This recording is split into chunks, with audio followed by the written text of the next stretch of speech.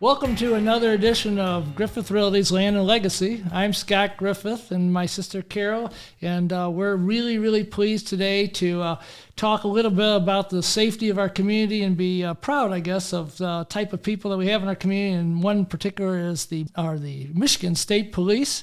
So our honored guest today is Trooper Staelgraeve, and he's going to enlighten us a little bit about the life of, state troopers here in Livingston County, and we can ask a few questions. So welcome. Thank you very much for being here. Thank you, Scott. It's good to be here. Yeah, we're really appreciative.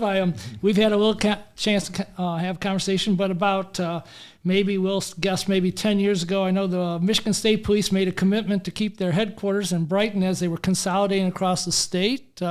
I think just about everybody who's driven across the state of Michigan has come up on a major corner in some community and recognized the building that used to be the state police post. And we have one in Brighton, but we have one in Brighton Township that was newer and where the state police have become. And so, tell us a little bit about how it is to work out of the state trooper office here in Brighton. Is this a particularly active location? Is this a central location? What is it comparatively? Yeah, so at the Brighton Post, we are pretty busy. What a lot of people don't understand, we're not just highway patrol. We take complaints too. So burglaries, larcenies, assaults, we do everything. We're just like any other police department. We don't stay on the freeways. We can go anywhere, essentially. The Brighton Post, we cover Livingston and Washtenaw counties. So obviously up here in Livingston, the Brighton area, Howell, there's not really any shortage of places for us to go and explore and try to find things and stuff to get into, and just keeping the entirety of both counties that we're assigned. So you safe. cover all of Washtenaw also. So when we're down like at 94 going towards Chicago, that's someone from this post working that area. Yes, sir. If you see one of us down in Washtenaw, they're from the Brighton Post as well. Oh, that's a hike. Holy cow. It can be. Some guys live closer down there, and luckily we have the privilege of having a take-home car system. So depending on your seniority and how you're doing, if you live far away from the post, say down maybe southern end of Washtenaw County or out west, sure, you can actually have your car to take home and start your shift from your house or a different police department, depending on where you're living. That was kind of a trade-off that took place when they started doing, less locations. I remember that was part of the discussion, is saying allowing then the troopers to have the car, so like you didn't have to drive to the office to get your car to go back to where you just came from, right? Yep. Yeah. Especially if, like I said, if you're living in one of those kind of farther out places, it would be a major inconvenience to go all the way up to the post. And then, if you have a crash or something that's holding right by your house in the county that you're serving, you got to go all the way up to the post, check in, then go all the way back out to the crash. So having all of us kind of spread around, it really, helps, especially around shift change time. Sure. That way we don't have the lull in coverage where, it gets closer to, I'll use our afternoon to, or check that, our days to afternoons and evenings. Sure. Day shift, most of them, they either get done at 4 or 6, and then the evening cars come on at 6. So there would only be 1 or 2 troopers on the road. Obviously you have county and local that are still, but they have their shift change too. I mean, we don't all change shifts at the same time, but it helps if, say, I'll use an example in the winter, in the mornings. I'm sure anyone from Livingston County is familiar with how bad US 23 gets up on the northern part of the county. Sure. Heartland Township, Tyrone Township. Wind just blows through there and the roads ice over. So in the morning, we get morning rush hour traffic, and a whole bunch of people end up crashing, running off the road because of the ice.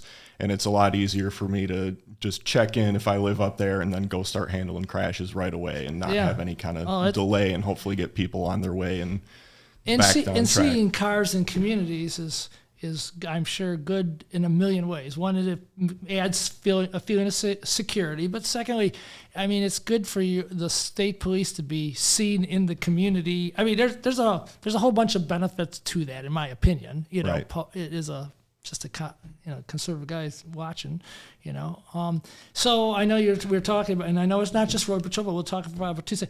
But the waymasters are your responsibility too, right? Correct. Those are the motor carrier officers. Yes, right. They go through they go to the same academy, but it's a different training because they know, all the commercial motor vehicle laws they have to cover and all that. So they are motor carrier officers, and then the other ones of us. They have commercial vehicle enforcement on the side of their. They're usually in the Tahoes because they have a whole bunch of equipment to weigh semis. Exactly. How do you weigh a semi? Yeah, right. We don't need all that equipment, so we have all the different vehicles, but they're mostly in the Tahoes. You'll see them in the big SUVs, either sitting, like you said, at the scales or in a median somewhere, looking for commercial motor vehicle violations. Interesting. Yeah, I just know that you see them on the road a lot too, and you know that they're doing that. So, and I knew that was your responsibility. So, there's a lot, we talked about this, there's a lot of different law enforcement officers out there. So the differentiation for the Michigan State Police, your calling, your mission is what? Our mission is to protect the people of the state of Michigan and uphold the state constitution. The main difference between us and other jurisdictions is we just can cover more areas for the most part. We have jurisdiction throughout the entire state. Generally, if there's a city or township, if there's a local police department, we let them handle their own calls. They take we don't swoop in and try to save the day or anything. They do a great job, all of them. So just anywhere that doesn't have local coverage, it's either going to be us or it's going to be county. So I'll get a call, if it's up in, say, I use the example of Tyrone Township. Right. Different county sheriff's offices, some can have contracts with townships and some don't and just have a general patrol. Here, the Livingston County Sheriff's Office, they have contracts with a few townships. So between the hours of X and Y, they have a dedicated deputy for that township. But if it's non-contract hours, if somebody calls, we get a lot of times I show up and they're surprised and they say, I didn't call the state police. Why are you here? But it's just a matter of who's closest and available at that point. So if it's out somewhere, like I said, that doesn't have a local PD to cover them, it's either going to be us or county. It's just luck of the draw on who gets sent out. So how many typical troopers, well, let's start with it's easier to do with Brighton, how many troopers are assigned to Brighton Post? We have, I want to say we have around 40 or so on the road right now. I could be wrong about that because we always have people coming and going. We have a lot of teams. Our bomb squad, K9 team's a little bit different because they can still be assigned to the post, but we have our emergency support team, our ES team. That's our version of a SWAT team. Okay. And then, our dive team, aviation, I could go on. Always people putting in for different assignments and getting selected. So there's always people transferring in and out. And lately it seems like more transferring out to special assignments than in. But we're always, even if we think we have a decent amount of people on the road, we could still always use more. I'm sure. Yeah, sounds like good protection's more people available, right? So exactly.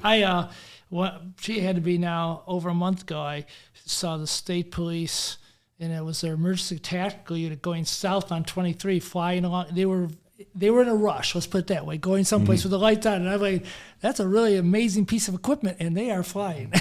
So they were getting to someplace cars fast. Can go pretty fast.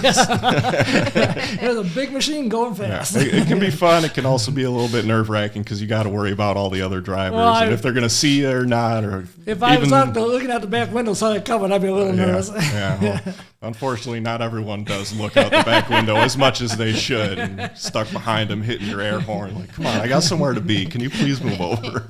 That's great. So tell us a little bit about the academy training, because isn't that unique to the state police? Right? Yes. So our academy, it's about 6 months long. It takes about 6 months to get through. It's constantly changing, although at the same time not. It's hard to explain. There are things that are different now than from when I went through only a few years ago. But you have to go through our academy to be a state trooper.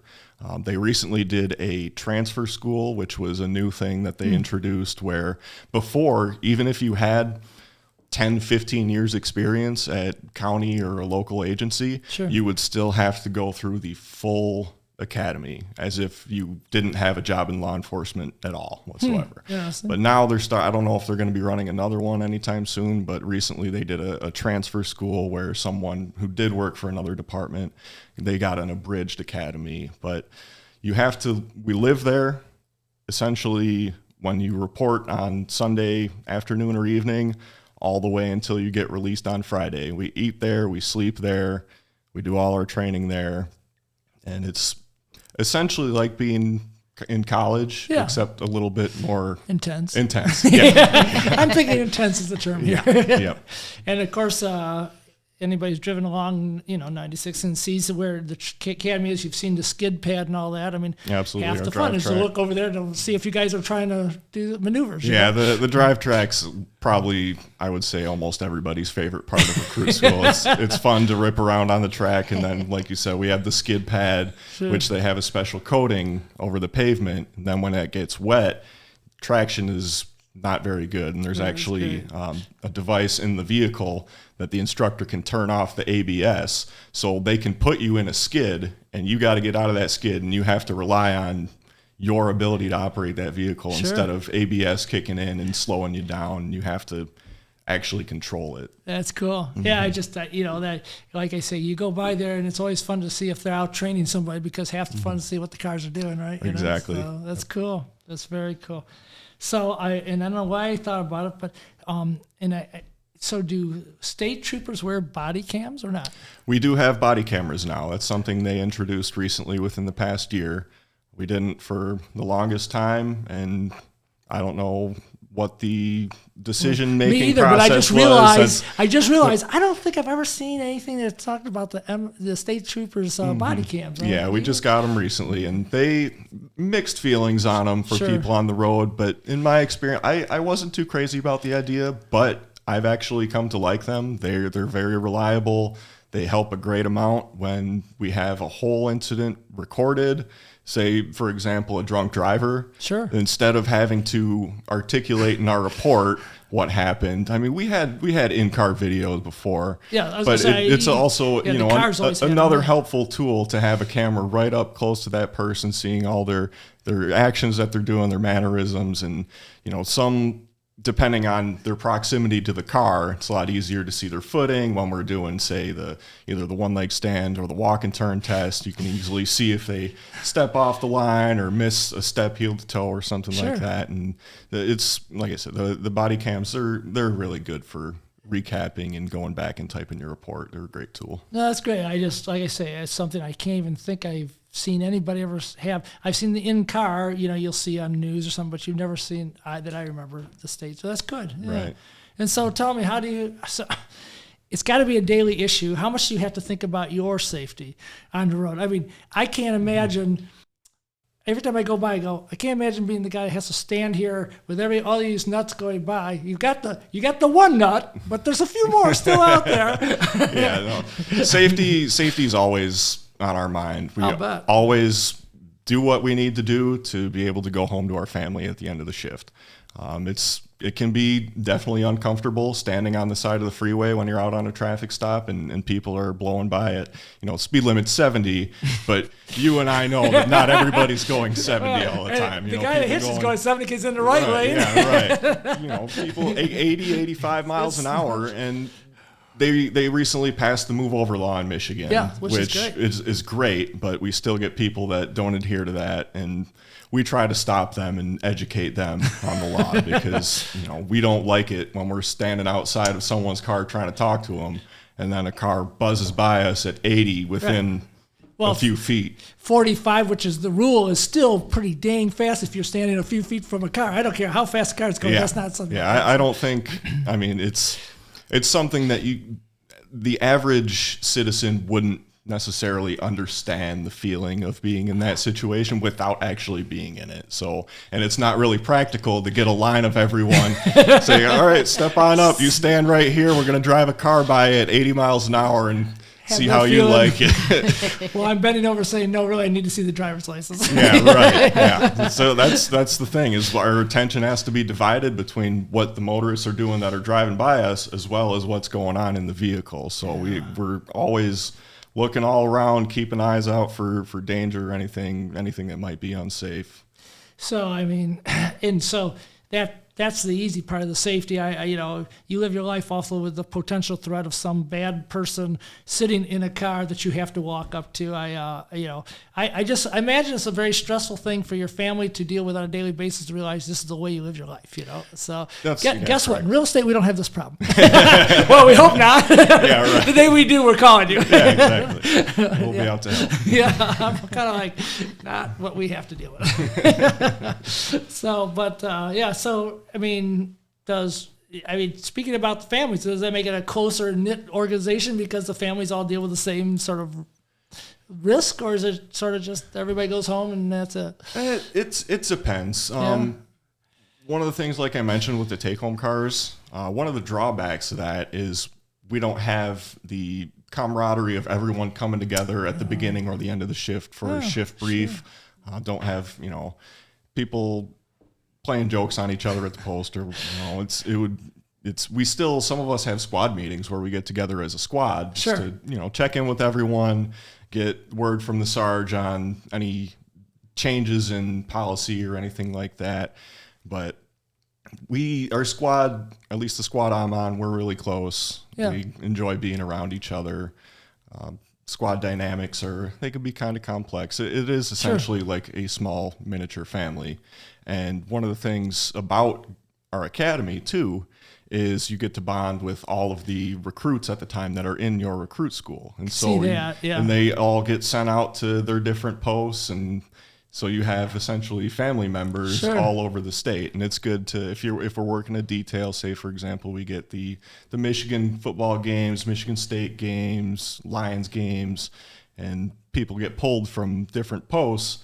You get to see your old classmates every now and again, catch up with them, see what they're doing, what they've gotten into recently. And just going through all of that training, we are one of the few departments that can say, from our quote unquote chief, our colonel, from him all the way down to someone like me working the road, we've all gone through the same training. We've all had the water safety training, which is a whole thing in itself. But it's fun, but it's not fun based on the practical that you have to pass to pass water safety. But we've all gone through it. We've all suffered through the PT, long PT sessions, DT, defensive tactics, and ground fighting and all that kind of stuff.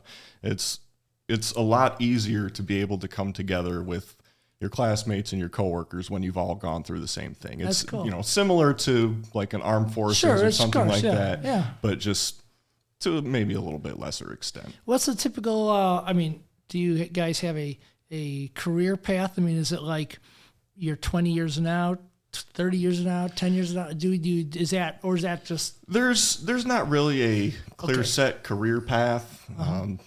I can go through the academy with one of my classmates and we can have completely different careers. I can be a 25-year troop and retire as a trooper at the end of my 25 years. Sure. And my classmate can get a spot on a specialty team, or maybe our hometown security team. They specialize in drug interdiction work, stopping suspicious drivers on the roadway. They could get a spot there, then promote up to a sergeant or a lieutenant, or really however high you want to go. The sky's the limit. It's just up to you to put in the work and earn your spot on where you want to end up. And you don't have to retire at a certain age or a certain number of years or anything like that? No. Our retirement's kind of changed a little bit.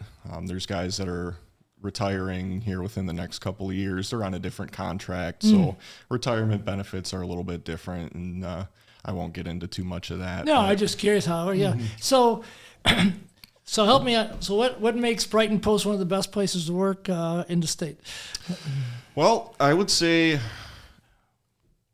the area that it's in, the Livingston County area. Yeah. I really like the Livingston County area. I'm not from here. I grew up over in Macomb County, but just my personal preference, I didn't want to work at one of our metro posts over there, Metro North or South. So I was looking for a little bit of a change of pace, and I ended up out here. And there's a good mix of urban and rural and suburban. They all get mixed in because, you got the cities. I mentioned that we don't generally go into a local area unless they need help, but we're always helping each other out. So, there's other more developed areas that aren't necessarily within a city. You know, you have Genoa Township bridging between Brighton and Howell, where it's built up enough where it's almost like city work, but it's not quite. It's still, because personally for me, I didn't really want to work in a big city or anything like that. So I like the balance of being able to do that. And then if I want to go on some back roads up in the north part of the county and try to find someone trying to scoot by home drunk at 2 a.m., trying to avoid the main roads. They think that they're not going to get caught if they avoid the highways, but we're all over the place. And that's another one of the good things that I like about being here is I can choose my patrol area depending on how the day is going. If I'm not busy and I want to go work Grand River, I can work Grand River. If I want to go, like I said, up north and find some dirt roads and find someone up there, I can do that as well. That's excellent. Well, that's great. Well, we certainly appreciate the fact that the state police are here. We understand what you do. I admire somebody that takes the risk you take, and it's appreciated. There's no doubt it's a risky business to enforce the law with people that don't seem to want to follow it. Yeah. I clearly, we all know from the news it's getting riskier, and I'm so sorry for it. But it is, I guess, the life we're going to live for a while. So that's unfortunate. But thanks for being in our community. Thanks for doing what you do. And if there's anything we ever could do to help support the state police, or I'm sure anybody who listens, just got to reach out and ask, right? Absolutely. So, we have a dedicated community service officer, or trooper, I should say, who is in charge of putting together fundraising events. We do a lot of Shop with a Cop. If anybody is interested in making perhaps a donation or something like that, all they have to do is give the post a call, get in touch with the community service trooper, and see if there's anything that they can do. We're always doing toy drives, Toys for Tots.